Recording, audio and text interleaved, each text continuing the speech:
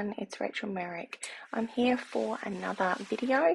I'm doing a spooky one using the Spooky Sweet DSP. I am popping all the main details down the bottom of the screen. So if you're wanting anything, please go back and pause it if you need to.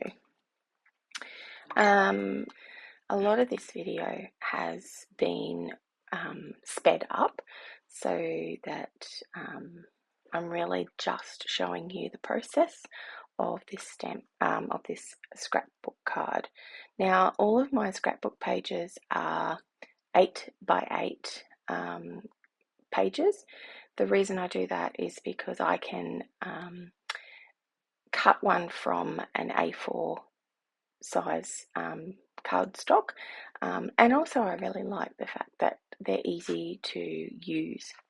You can see I'm doing lots of layers, including using that black background and then a black matted DSP as well in here.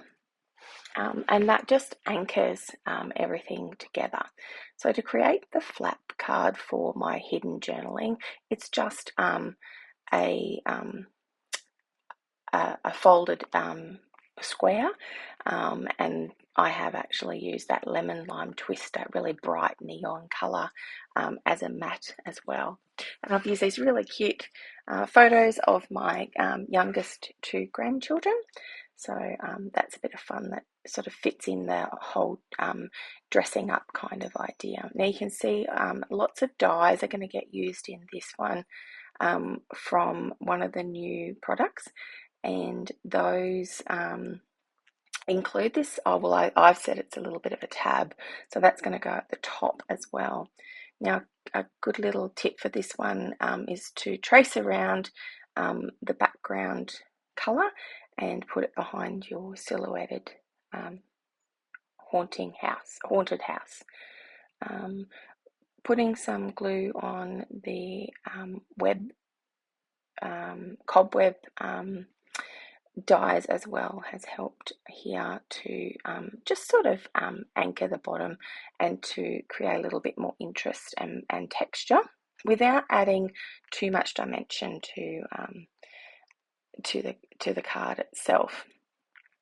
So for this one, I didn't add too many additional items. I just wanted it to be that DSP to shine.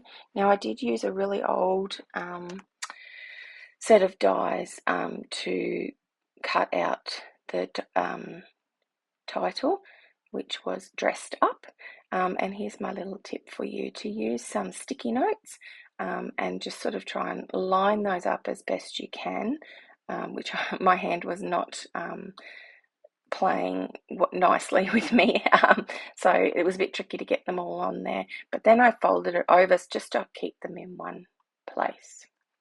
I used a blending brush to put a bit of blending just on half of each of the letters, and that sort of just creates, again, a little bit more dimension without adding too much bulk to your page. So this is part of the using the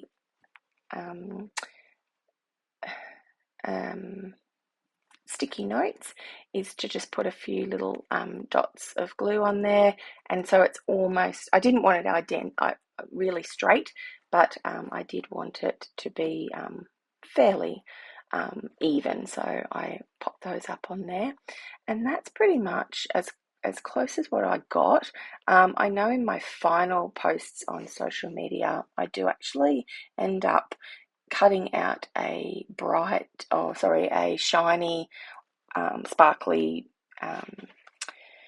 the word I think says boo on it, that I did do. But thanks for finishing. Bye.